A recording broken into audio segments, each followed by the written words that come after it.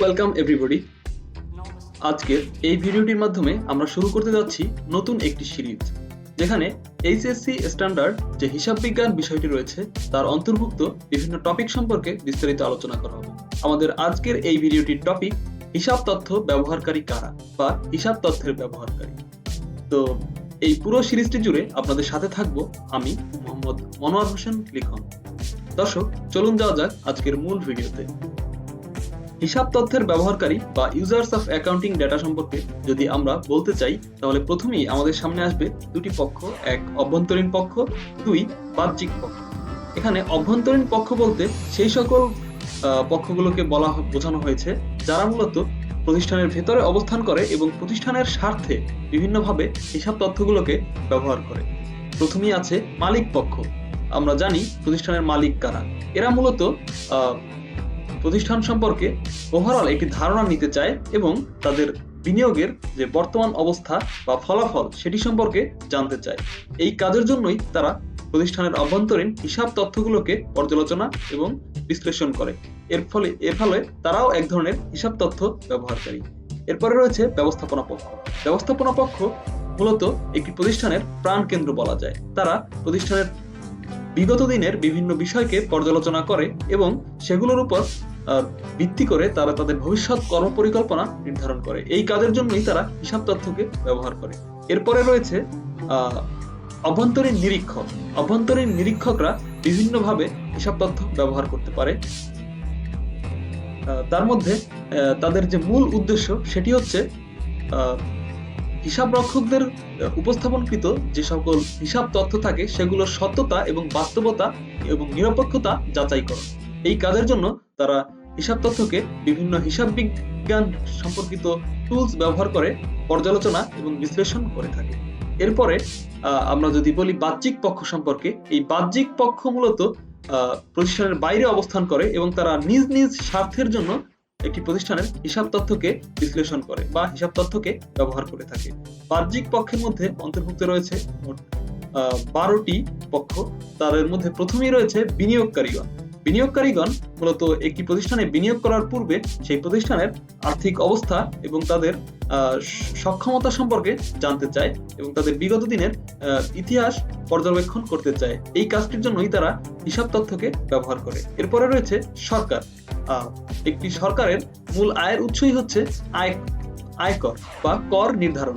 এই কাজটির জন্য তারা মূলত বিভিন্ন প্রতিষ্ঠানের উপরে কর নির্ধারণ করে এবং এক্ষেত্রে তারা প্রতিষ্ঠানের যে আয় সেটিকে নির্ধারণ করতে চায়। এই কাজটির জন্য তাদেরকে হিসাব তথ্য ব্যবহার করতে হয়। এরপরে রয়েছে ঋণদানকারী। ঋণদানকারীরা একটি প্রতিষ্ঠানে ঋণ প্রদান করার আগে সেই প্রতিষ্ঠানের ঋণ পরিশোধ ক্ষমতা যাচাই করে। এই কাজটির জন্য তারা হিসাব তথ্যকে ব্যবহার করে। এরপরে রয়েছে পাওনাদার। পাওনাদার মূলত সৃষ্টি হয় পাওনাদার সৃষ্টি হওয়ার একটি প্রধান খাত হচ্ছে বাকিতে ক্রয়। যে কোনো বিক্রেতা পণ্য বাকিতে বিক্রয়ের ক্ষেত্রে ক্রেতার যে পরিশোধ ক্ষমতা বা ক্রেতার সচ্ছলতা বা সক্ষমতা সেটিকে যাচাই করতে চায় এবং এই কাজটির জন্য তারা হিসাব তথ্যকে ব্যবহার করে থাকে। বাহ্যিক নিরীক্ষক। বাহ্যিক নিরীক্ষক বিভিন্ন কারণে নিয়োজিত হয়ে থাকেন। তারাও মূলত প্রতিষ্ঠানের যে আর্থিক প্রতিবেদনগুলো থাকে সেগুলোর সত্যতা যাচাই করার জন্য কাজ করেন। এক্ষেত্রে তারা প্রতিষ্ঠানের যে হিসাব তথ্য থাকে সেগুলোকে বিশ্লেষণ করেন। এরপরে রয়েছে শ্রমিক সংঘ। শ্রমিক সংঘ বিভিন্ন কারণে হিসাব তথ্য ব্যবহার করতে পারে। তার মধ্যে প্রধান একটি কারণ হচ্ছে প্রতিষ্ঠানের আয় এবং সেই অনুপাতে তাদের যে পারিশ্রমিক সেটি নির্ধারণ করার জন্য। তারা বিভিন্ন সময় যে তাদের প্রদত্ত পারিশ্রমিক সেটির বাস্তবতা বা যথাযোগ্যতা যাচাইয়ের ক্ষেত্রে এই হিসাব তথ্যকে ব্যবহার করেন। এরপরে রয়েছে কর্মকর্তা ও কর্মচারীবৃন্দ। ঠিক একইভাবে কর্মকর্তা এবং কর্মচারীবৃন্দ তাদের যে পারিশ্রমিক থাকে বা বেতন থাকে সেটির সত্যতা এবং সেটির যথাযোগ্যতা যাচাইয়ের জন্যই হিসাব তথ্যকে ব্যবহার করেন। এছাড়াও অন্যান্য কারণে তারা হিসাব তথ্য ব্যবহার করতে পারেন। এরপরে রয়েছে ভোক্তা। ভোক্তারা কিন্তু একটি প্রতিষ্ঠানের জন্য খুবই গুরুত্বপূর্ণ একটি পক্ষ। তারা বিভিন্ন সময়ে তাদের থেকে আদায় করা যে মূল্য সেটির যথাযোগ্যতা যাচাইয়ের জন্য প্রতিষ্ঠানের হিসাব তথ্য ব্যবহার করেন। এরপরে রয়েছে গবেষক। গবেষকরা হিসাব তথ্যের অন্যতম এক ব্যবহারকারী। তারা কিন্তু বিভিন্ন কাজের জন্য হিসাব শাস্ত্রের উন্নতি এবং তাদের যে শিক্ষার্থীরা থাকে তাদেরকে শেখানোর জন্য বিভিন্নভাবে হিসাব তথ্যের ব্যবহার করে থাকে। এরপরে রয়েছে বণিক সমিতি। বণিক সমিতি মূলত ব্যবসায়ী বা বণিকদের উন্নয়নের স্বার্থে কাজ করে থাকে। এক্ষেত্রে তারা এই সমিতিতে নিজেদের উন্নয়নের স্বার্থে বিভিন্নভাবে চাঁদা নির্ধারণ করে। এই চাঁদা নির্ধারণের ক্ষেত্রে একটি প্রতিষ্ঠানে ঠিক কি পরিমাণ চাঁদা নির্ধারণ করতে হবে সেটি নিরূপণের জন্য সেই প্রতিষ্ঠানের আয় ব্যয় বা হিসাব তথ্য খুব গুরুত্বপূর্ণ ভূমিকা পালন করে। এটিকে পর্যালোচনা করেই তাদের জন্য চাঁদা নির্ধারণ করা হয়। এরপরে রয়েছে জনগণ।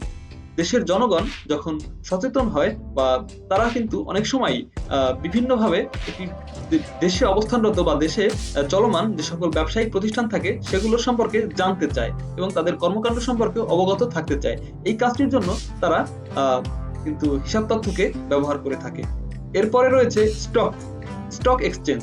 স্টক এক্সচেঞ্জ হিসাব তথ্যকে ব্যবহার করে একটি প্রতিষ্ঠানের রেপুটেশন কে মানুষের সামনে উপস্থাপন করার জন্য বা স্টক মার্কেটে উপস্থাপন করার জন্য, যাতে করে এই প্রতিষ্ঠান সম্পর্কে বিনিয়োগকারীরা বিস্তারিত ধারণা পেতে পারে এবং বেশি বেশি ওই প্রতিষ্ঠানে বিনিয়োগ করে। এক্ষেত্রে স্টক এক্সচেঞ্জ হিসাব তথ্যের ব্যবহার করে। মূলত এখানে মোট এই যে 15 জন, আভ্যন্তরীণ 3 জন এবং বাহ্যিক 12 জন, এরাই হচ্ছে হিসাব তথ্যের মূল ব্যবহারকারী। তো আশা করি এই ভিডিওটির মাধ্যমে আপনারা ওভারঅল একটি ধারণা পেয়ে গিয়েছেন হিসাব তথ্য কারা, কোথায়, কিভাবে ব্যবহার করে থাকে। তো ভিউয়ার্স, আপনাদের সকলকে ধন্যবাদ এই ভিডিওটি আমার সাথে থেকে মনোযোগ সহকারে দেখার জন্য।